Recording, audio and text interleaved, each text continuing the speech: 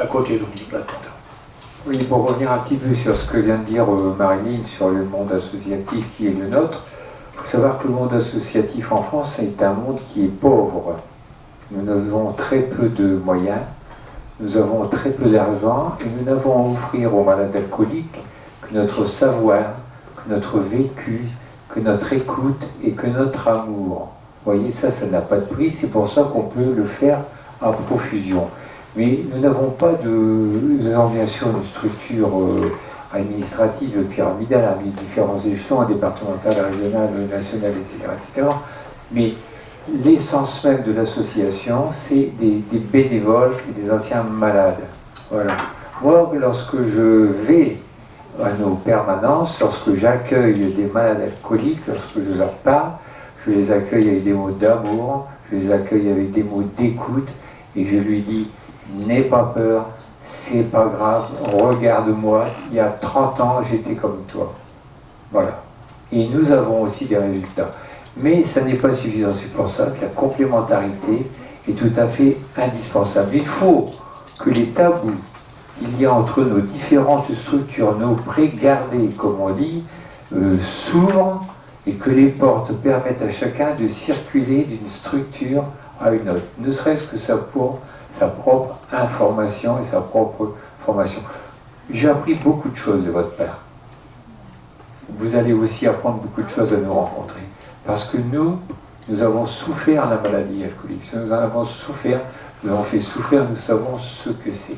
On sait quand elle commence, on ne sait pas quand elle débute.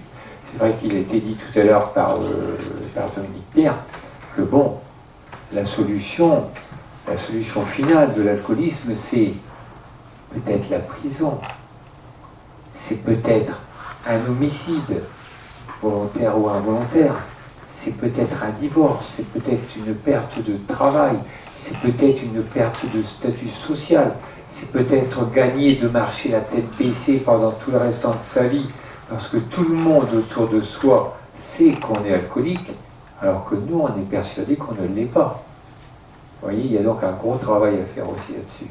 C'est un travail de reconnaissance de la maladie, et c'est aussi un travail d'appréciation de la renaissance de l'individu qui arrive lorsqu'il s'est libéré des joues que sont l'alcool. Je vais dire des joues, je vais même dire des menottes. Voilà. Et personne ne veut vivre avec des menottes, quelles qu'elles soient, quel que soit le produit qui en était la cause. Voilà, terminé parce que... Oui. Notre association a l'avantage de pouvoir parler franc. Je dis ça parce que tout à l'heure, j'entendais, on disait oui, mais si on pose la question, est-ce que vous consommez? Non. Nous, on peut se permettre de dire, écoute, moi il y a 20 ans, j'étais comme toi, et je savais pertinemment qu'il me fallait une bière ou deux pour venir à la permanence. Nous, on peut se permettre de le dire. Vous ne pouvez pas. Mais nous, on peut se permettre de le dire. On a l'avantage à Saint-Quentin, c'est qu'on est 12, on va dire, 12 personnes à recevoir régulièrement des malades. C'est-à-dire que le gars vient, je le reçois la première fois, puis la semaine d'après, il n'a pas envie de parler de moi parce que j'ai une drôle de tête, j'ai une tête qui ne lui revient pas, et il va plutôt aller parler à Dominique, il va aller parler à Marilyn, il va aller parler à Nadine, ou à Dominique, ou à Marie-Jo, ou à Bernard, ou voilà. Et nous, c'est l'avantage. Par contre, quelqu'un qui rentre dans un cabinet médical, et le médecin, il a une tête qui ne lui revient pas. Et puis il ne va sûrement pas lui parler d'alcool. Que chez nous, moi, si c'est pas grave, moi, si j'emmène quelqu'un à la permanence pour la première fois, s'il ne veut pas que je lui parle la semaine d'après, c'est pas un problème. Le principal, c'est qu'il parle à Dominique, c'est qu'il parle à Marilyn, c'est qu'il parle à quelqu'un, mais qui parle. Hein. Et c'est pour ça qu'on est complémentaires. Après, souvent, on l'a entendu, hein, ça, on l'a entendu souvent, les médecins disent « Oui, mais vous parlez de médicaments. » Nous, à Saint-Quentin, jamais on a parlé de médicaments. Parfois, ça nous arrive de dire « Vois avec ton médecin, vois ce qu'il en pense. » Mais c'est pas à nous à dire « Oh, mais ton truc là, t'en as plus un. » Ah ben non, sûrement pas, c'est pas à nous, c'est pas nos échalotes, ça ne nous regarde pas. Et c'est comme ça qu'on pourrait être complémentaires.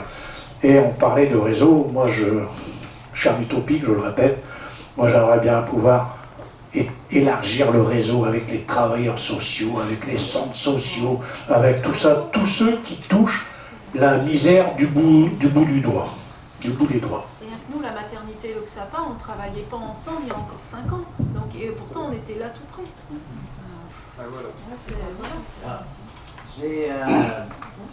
Nous, dans le département voisin de la Somme, on a intégré à le contact de la Somme une microstructure en collaboration avec le MAIL et des médecins de campagne.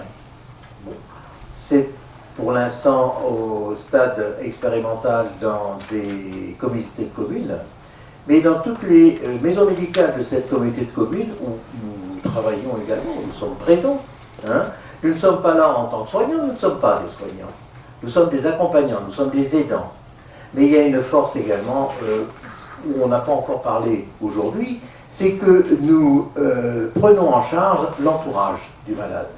Nous, on s'occupe effectivement avant, pendant les soins et après les soins du malade, mais surtout de l'entourage. L'entourage qui a une place prépondérante auprès du malade. Ce qui fait que, en ayant intégré ces microstructures dans les maisons médicales, le médecin, lui, de toute façon, quand il s'aperçoit qu'il a quelqu'un qui est sur la pente de devenir un alcoolodépendant, il ne sait pas trop quoi en faire. Les médecins ne sont pas trop formés actuellement pour s'occuper du malade sur la longueur.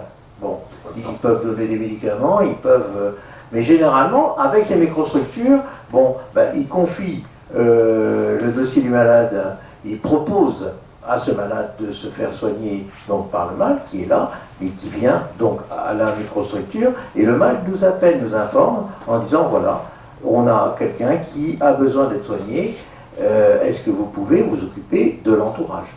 Et ça c'est bien, parce qu'on s'occupe. Une chose est certaine, c'est que arrêter de boire, c'est pas facile, mais c'est pas le but dernier, c'est ne pas rechuter après. Et c'est là où on peut intervenir aussi, parce que nous sommes là. Une fois que le malade s'est soigné, qu'il a été dans une cure de désintoxication, il sort, mais il est libre après. Donc, s'il n'a pas une structure pour avoir des groupes de parole, vous savez, on ne devient pas alcoolique du jour au lendemain, donc on ne s'en sort pas non plus du jour au lendemain. Et c'est ça que le travail en réseau, encore une fois, est très très important. S'occuper de l'entourage, et puis de l'information, toujours de l'information, auprès du public en général. Parce que là, on parle effectivement des femmes qui boivent exagérément pendant leur grossesse, mais ça peut arriver à celles qui boivent de temps en temps également. Et elles ne sont pas informées non plus. Donc, de ce niveau-là, il faut toujours de l'information. Oui, merci. Parce que j'allais répondre à une question que vous avez posée, madame, tout à l'heure, quand vous avez dit « Et le mari, est-ce qu'on l'informe ?» Et oui, c'est vrai qu'on devrait l'informer. Je vais vous donner un exemple qui remonte à la semaine dernière. Nous étions à la fête, puisque nous faisons aussi la fête, sans alcool bien sûr, et il y avait devant nous à table une femme enceinte qui buvait un jus d'orange, son compagnon buvait un jus d'orange, et on commence à lui dire « Comment se passe ta grossesse ?» etc. Elle dit « Je fais un diabète... Voilà. » Et je lui dis « Et puis tu bois du jus d'orange ?» Elle me dit « Ouais, je n'y ai pas pensé. » Elle dit « Marc a pris un jus d'orange, donc moi, instinctivement, j'ai pris un jus d'orange. » Et là, je lui dis « Tu vois, la prochaine fois, Marc, tu prendras de l'eau, tu diras « T'as vu ma chérie, je prends de l'eau pour t'accompagner. » Voilà. Et c'est vrai, c'est très important aussi d'éduquer le papa, parce que dans le contexte familial, il a un rôle aussi prépondérant à tenir. Voilà. Merci d'être intervenu sur l'entourage, ça m'a permis de pouvoir répondre à votre question, j'espère que ça répond à votre question. Bonsoir, je voudrais intervenir aussi sur quelque chose que nous n'avons pas parlé. Mais c'était pas spécialement pour ça, on parle du SAF là. Moi je suis dans la Somme, j'ai discuté une fois avec une sage-femme, où nous avons parlé forcément du SAF, et elle me disait qu'il y a aussi des choses qui sont incroyables. Ça se faisait dans le temps, mais ça existe encore dans certaines régions de France, où les mamans donnent quelques gouttes d'alcool dans le biberon pour que l'enfant dorme. Là aussi, c'est autre chose. C'était incroyable, mais vrai. Mais je pensais que ça, c'était il y a quelques années, mais que ça ne se faisait plus maintenant. Mais ça existe encore dans certaines régions de France. Si, ça existe encore. Et justement, on en parlait il y a quelques jours avec Dominique, quand on a préparé cette soirée. Et ça arrive à qui? Ben, ça arrive tout simplement aux mamans qui se sont alcoolisées quand elles étaient enceintes. Et le gamin fait un DT, tout simplement. Et il est surexcité, etc. Et pour qu'il dorme, eh ben on lui redonne sa dose. Donc lui, il est tranquille. Quand il va être adulte, je ne sais pas ce que ça va donner. Mais lui, effectivement, et dans le Nord, par exemple, je sais que les gamins, ils partaient à l'école avec un bol de bière blanchie. Hein, on mettait le tisonnier dans le feu, et puis on mettait dans le bol, on faisait blanchir la bière, et il y avait encore pas mal d'alcool. Donc oui, effectivement, les gamins, pour les calmer, généralement, sont des gamins qui ont été alcoolisés dans le ventre de la maman, et quand ils sont au monde, eh ben, ils font un été, donc pour les calmer, on leur donne de l'alcool. J'irai encore plus loin par rapport à ça, c'est que la maman qui alcoolise son enfant de cette manière, je pense que... Donc, je disais la maman qui donc alcoolise son enfant dans ce sens-là. Je pense qu'il y a déjà un problème sous-jacent d'antécédents familiaux la plupart du temps. Je dirais pas dans tous les cas, mais la plupart du temps, je pense que c'est assez réel que cette maman ait connu une alcoolisation infantile, si on peut dire, de par ses propres parents déjà. Je pense que ça doit vraiment se retrouver beaucoup. Et c'est très pertinent ce que vous avez dit, parce que je pense que ça arrive encore beaucoup en France et ailleurs, bien sûr. Oui, bien sûr, parce qu'on reproduit le schéma, Voilà. tout simplement. Il y a, nous, on reçoit parfois des gens, enfin parfois régulièrement, et qui disent, ben, moi j'ai toujours vu la bouteille de vin sur la table, donc pour moi, ben, c'est normal d'avoir la bouteille de vin. Donc voilà, donc ce sont des schémas qui se perpétuent comme ça jusque plusieurs générations. Oui, tout à fait, monsieur Hervé, parce qu'en fait, il faut dire que dans certaines familles, voilà, la normalité s'invente de par toute une sorte de rituel parfois, toute une sorte d'habitude, bonne ou moins bonne. Et donc l'enfant, dans ce cas-là, va penser que toutes ces choses-là sont normales, parce que... C'est vraiment, pour tout produit, dans tous les cas, c'est vraiment le milieu dans lequel l'enfant va grandir, et puis on en revient au problème de la sécurité qu'il va avoir tout au long de sa vie, et qui fera qu'il sera plus vulnérable pour aller vers un produit ou un autre. Mais c'est vraiment ça qui va faire la différence, c'est le monde dans lequel, enfin, le milieu familial dans lequel il va vivre. Donc, l'addiction, c'est un contexte, un produit ou des produits et une personnalité. Il faut ces trois-là pour construire une addiction. Si, par curiosité, regardez sur YouTube, il y a plein de petits tutoriels là-dessus. J'en ai vu un la semaine dernière, c'était l'addiction expliquée en 2 minutes. C'était très bien, mais il rappelait ça. C'est une vision des choses qui est beaucoup plus large. Il n'y a pas que le produit, il y a le contexte. C'est pas le bon contexte, c'est autre chose, mais bon. Et la C'est ça, c'est le contexte. C'est-à-dire que là, on est, je sais pas, on est 20 personnes, là, on va servir n'importe quel produit qui pourrait nous rendre addicts. On prend la même dose chacun. Et bien sur les 20 personnes, il y en a 2 qui auront tendance à continuer. Les autres non. Pour plein de raisons. Et, on est à peu près comme ça, à peu près, c'est en gros 1 sur 10 à peu près. Et bon, alors pourquoi on va tomber dedans, pourquoi on le fait pas, ça, la personnalité, le contexte et le produit. Au moment donné, où il y a une circonstance qui fait que... des parcours de vie très compliqués. Parcours de vie, voilà. Mais nos parcours de vie sont tous compliqués. Et on a chacun notre vie, notre carte du monde, et puis voilà, on va évoluer là-dedans, et un jour on va partir sur la dérive ou dans un sens ou dans un autre. Et puis on va rencontrer des gens, donc l'intérêt du lien, de l'échange, de là on n'a pas arrêté de causer tout ça. Et c'est bien, c'est bien. Notre société on ne cause plus maintenant, on est dans notre tablette, puis on regarde je sais pas quoi d'ailleurs, mais on regarde plein de choses. Notre réseau social, mais c'est pas un réseau qui fonctionne pour traiter de l'addiction, hein, ça marche pas ça. Le réseau, c'est se voir, tiens ça va, tu vas bien, machin, ça se passe comment dans la vie, tout ça, et puis la dernière fois, c'est ça qui marche. Oui, c'est pas l'air du temps, forcément, quoique. C'est aussi l'air du temps. Ouais. Si on devait schématiser ce triangle dont vous parlez, c'est le triangle du docteur Claude Oliver Stein.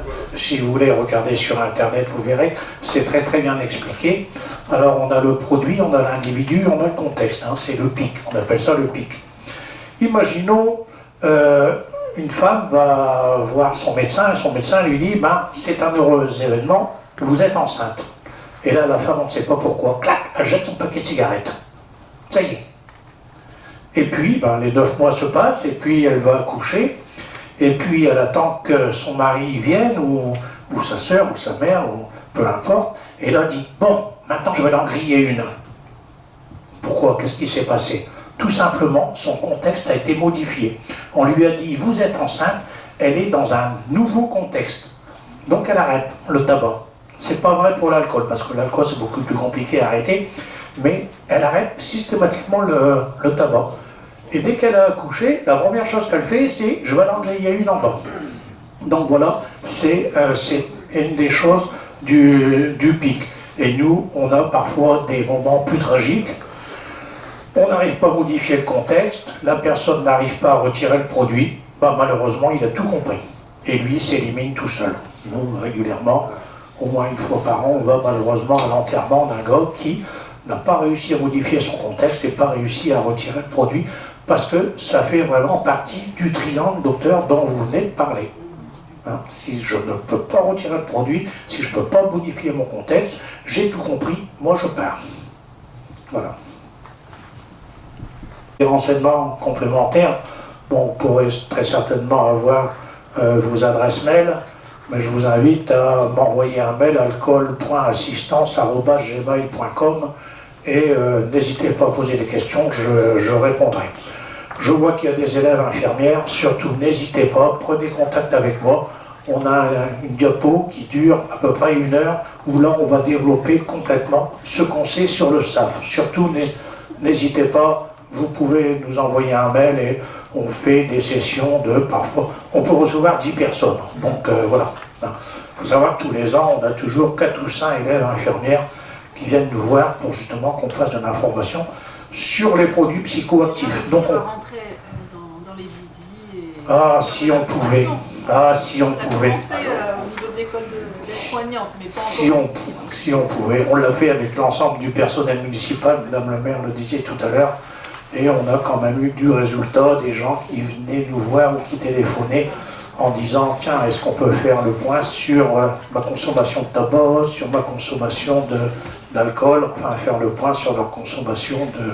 Parce qu'on n'est pas là pour juger le produit, hein. Il est là, il existe, et puis il est très bien, on passe de bons moments. Nous aussi, au début, on a passé de bons moments avec.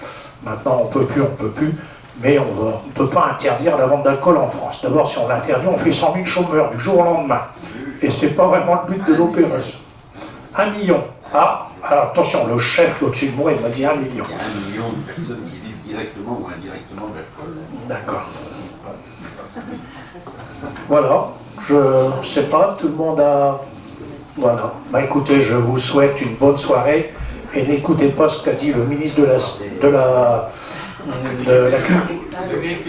l'agriculture, pardon, qui disait que le vin n'est pas de l'alcool. Mais si, le vin, c'est de l'alcool. Hein? Il y a peu d'alcooliques au château Pétrus quand même. Une question de moyens alors. Voilà, bonne soirée et merci pour votre participation.